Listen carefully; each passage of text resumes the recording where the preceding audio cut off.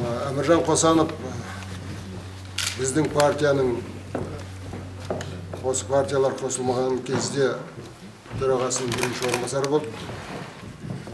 Мынау екі партияның қосылуын тіркемегеннен кейін осы мәселе партияның төралқасында қаралып, сонда көзқарастар екі бөлініп, партияның төралқасының көпшілік мүшесі бұлай ары қарай не онда емес, не мұнда емес болып жүрмей, партия өз жұмысын жалғастыру керек.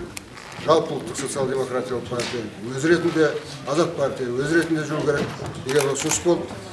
Содан кейін осы бір жылдың ішінде Әміржан Қосанов партия жұмысына қатысқан жоқ. Онымен талай келіссөздер жүргізді. Бірақ сол келіссөздерде ол тіпті біздің жарғымызға сай келмейтін ұсыныстар айтқаннан кейін соны шешу бағытында бір жылдай онымен келіссөз жүргізді.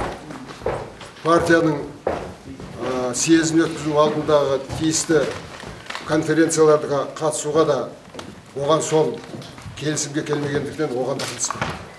Сондықтан бүгінгі оның партияның басқару орындарында жоқтығы соның себебі.